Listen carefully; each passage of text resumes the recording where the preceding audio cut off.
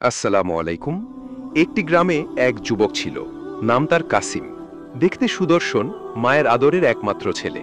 5 ওয়াক্ত নামাজ পড়ত না, তবে মাঝে মাঝে জুমার দিনে মসজিদে যেত। বন্ধুদের সাথে আড্ডা, হাসি ঠাট্টা আর মোবাইল ইন্টারনেটে অশ্লীল ভিডিও দেখা ছিল তার নেশা।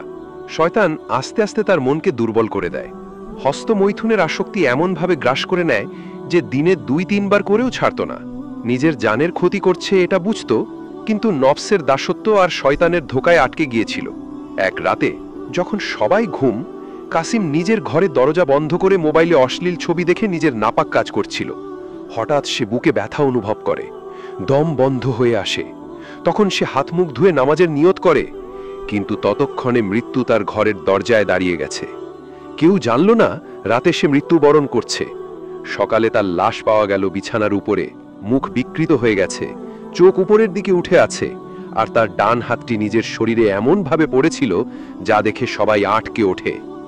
হুজুর ডেকে এনে গোসল করানোর সময় দেখা গেল তার শরীর থেকে অদ্ভুত গন্ধ বের হচ্ছে। কাফন পরানোর সময় তার মুখ শক্ত করে আটকে ছিল, চোখ বন্ধ করা যাচ্ছিল না।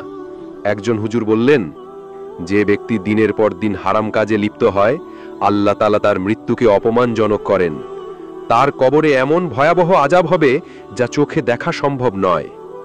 কবরে নামানোর পর দেখা গেল মাটি এমনভাবে দেবে গেল যেন সে ভিতর থেকে নিচের দিকে টেনে নিচ্ছে। অনেকেই বুঝে গেল সে আল্লাহর গজবের শিকার হয়েছে।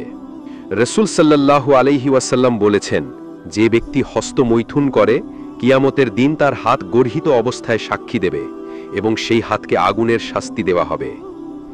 এই দুনিয়া ক্ষণস্থায়ী। নফসের খেয়াল ও শয়তানের ধোকায় পড়ে এমন হারাম কাজ করলে মৃত্যুর পর ভয়ানক আযাব অপেক্ষা করছে। এখনই তওবা করে 5 ওয়াক্ত নামাজ শুরু করো, হারাম কাজ থেকে ফিরে আসো। কবরের ভিতরে হাত পা বাঁধা অবস্থায় আগুনের খাঁচায় পুড়তে হবে না যদি এখনই আল্লাহর দিকে ফিরে আসো। আল্লাহ হাফেজ, ভালো থাকবেন।